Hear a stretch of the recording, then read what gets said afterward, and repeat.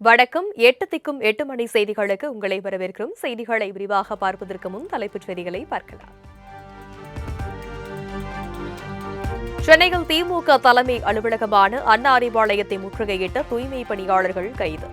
சாலையில் புரண்டு வாகனத்திற்கு அடியில் சென்று படுத்து தூய்மை பணியாளர்கள் ஆர்ப்பாட்டம்.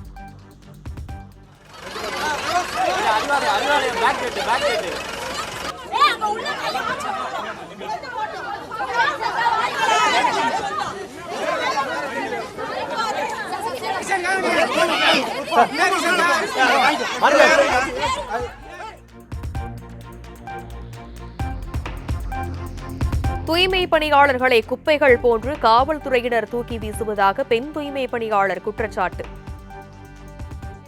எல்லாமே பண்றீங்க, அறநிலையத்துறை பண்ணுங்க, நான் வேணானே சொல்லல. நாங்களும் நாங்க தூய்மை பணியாளர் எவ்வளவு ஒரு சேவை. இதுல உங்க அரசியல் இருக்கிறவங்களோ ஒரு டாக்டரோட பிள்ளையோ ஒரு டீச்சரோட பிள்ளையோ இந்த வேலையை செய்ய முடியுமா? எங்களுடைய வாழ்வாதாரம் வாழணும்னா, என் பிள்ளைங்க அடுத்த கட்ட போகணும்னா எங்களுக்கு இந்த வேலை வேணும். திமுக தங்களுக்கு துரோகம் செய்து விட்டதாகவும் கைதான பெண் தூய்மை பணியாளர் கதறல்.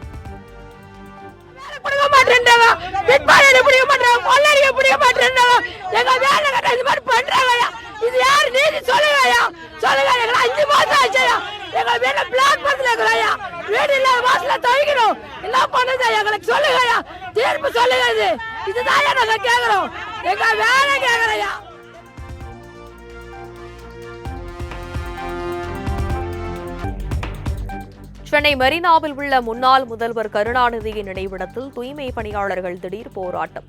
தூய்மை பணிகளை தனியாருக்கு தாரை வார்ப்பதை நிறுத்த கோரிக்கை.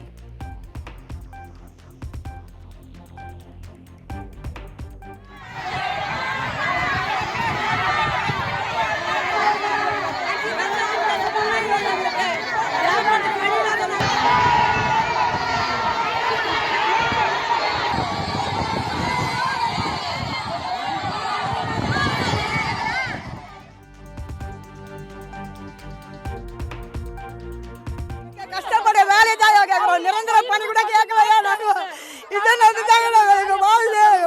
என் பொண்ணு விட ஒரு பொண்ணு வாழி நீங்க மேயரா இருக்க சொல்லி நீங்க தான் போட்டீங்க பர்மனன்ட் ஆர்டர். நாங்க பர்மனன்ட் ஆர்டர் கேட்கலையா, பணம் காசு கேட்கல, சொத்து கேட்கல, எங்க வேலைகள் கூடியா. முன்னாள் முதல்வர் கருணாநிதியின் நினைவிடத்தில் போராட்டத்தில் ஈடுபட்ட தூய்மை பணியாளர்கள் குண்டுகட்டாக கைது. வர மறுத்த தூய்மை பணியாளர்களை தரதரவென இழுத்துச் சென்ற போலீசார்.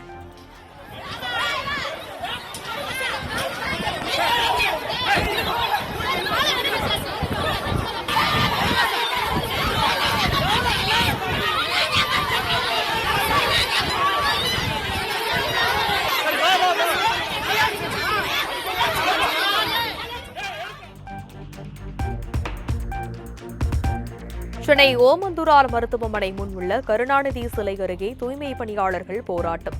தேனாம்பேட்டை மெரினாவை தொடர்ந்து தமிழக அரசுக்கு எதிராக ஒன்று திரண்டவர்களை கைது செய்தது காவல்துறை.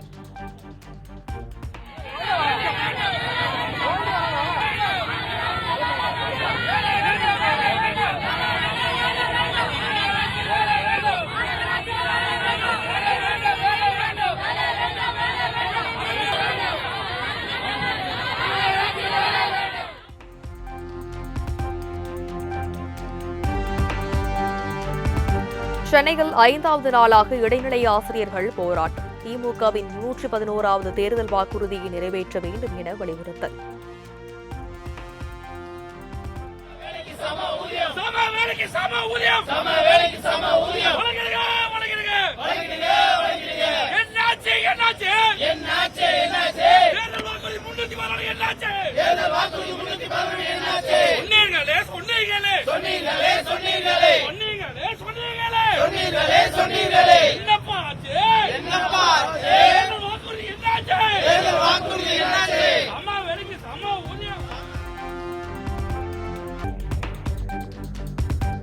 சென்னை எழும்பூரில் போராட்டத்தில் ஈடுபட்ட இடைநிலை ஆசிரியர்கள் கைது.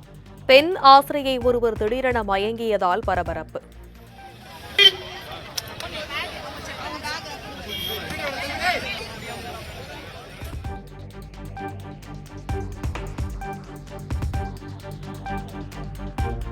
தமிழகத்தில் கஞ்சா இல்லை என கூறி முழு பூசணிக்காயை சோற்றில் மறைக்கிறார் சுகாதாரத்துறை அமைச்சர் மா சுப்பிரமணியன்.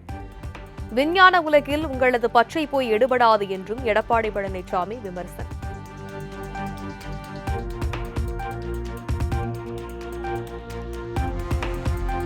டிஜிபி நியமனத்தில் பொறுப்பு டிஜிபிக்கு மற்றொரு பொறுப்பு, டிஜிபியை நியமிக்கிறார் தமிழகத்தின் பொறுப்பற்ற முதலமைச்சர். தமிழகத்தில் சட்டம் ஒழுங்கு சந்தி சிரிப்பதாகவும் கும்மிடிப்பூண்டி பொதுக்கூட்டத்தில் எதிர்க்கட்சித் தலைவர் எடப்பாடி பழனிசாமி சரமாரி குற்றச்சாட்டு.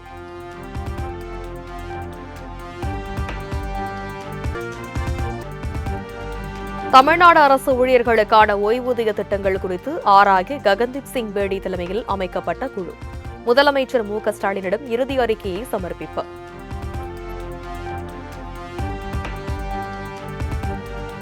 டெல்லியில் நடைபெறும் குடியரசு தின விழாவில் தமிழ்நாடு அலங்கார ஊர்திக்கு ஒப்புதல். பசுமை மின்சக்தி என்ற தலைப்பில் தமிழகத்தின் அலங்கார ஊர்தி குடியரசு தின விழாவில் இடம்பெறும் என மத்திய அரசு அறிவிப்பு.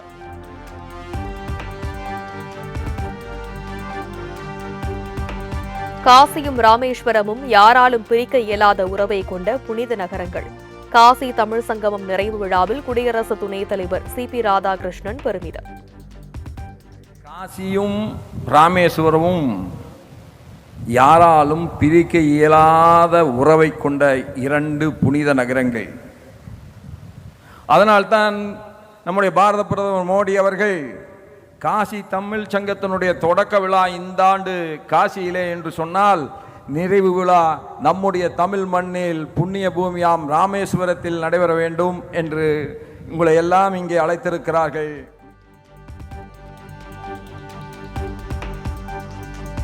கரூர் கூட்ட நெரிசல் வழக்கு தொடர்பாக தாவேக நிர்வாகிகளிடம் இரண்டாவது நாளாக சிபிஐ விசாரணை.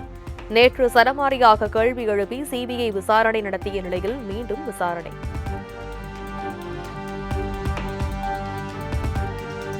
காசோலை மோசடி வழக்கில் மதிமுக சட்டமன்ற உறுப்பினர் சதன் திருமலைக்குமாருக்கு 2 ஆண்டு சிறை. காசோலை மோசடி வழக்கில் சென்னை நீதிமன்றம் அதிரடி.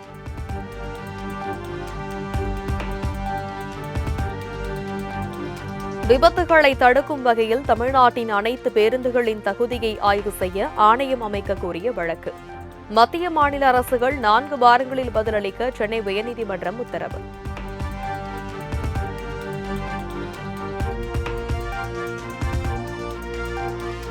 வைகுண்ட ஏகாதசியை முன்னிட்டு தமிழகத்தில் உள்ள பல்வேறு பெருமாள் கோவில்களில் சொர்க்கவாசல் திறப்பு.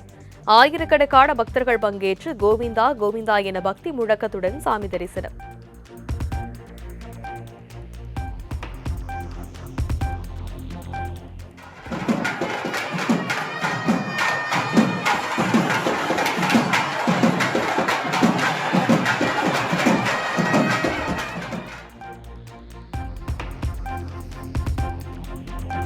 வங்கதேசத்தின் முன்னாள் பிரதமரும் வங்கதேச தேசியவாத கட்சியின் தலைவருமான கலிதா ஜியா காலமானார்.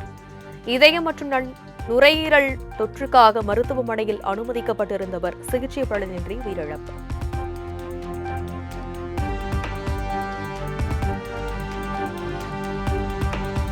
ரஷ்ய அதிபர் புட்டின் வீடு மீது ட்ரோன் தாக்குதல் நடத்தவில்லை, மறுப்பு தெரிவித்த யுக்ரைன்.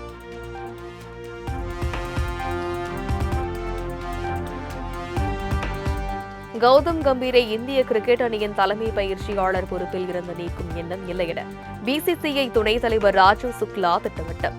டெஸ்ட் கிரிக்கெட்டுக்கு தனி பயிற்சியாளரை நியமிக்க பிசிசிஐ திட்டமிட்டு வருவதாக தகவல் வெளியான நிலையில் கம்பீரின் பதவிக்காலம் முடியும் வரை தொடருவார் என விளக்கம்.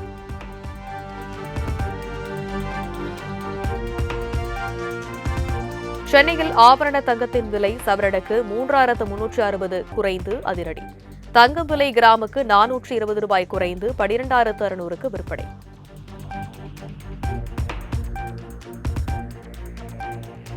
வெள்ளி விலை அதிரடியாக கிலோவுக்கு 23,000 ரூபாய் குறைந்து 2,58,000க்கு விற்பனை.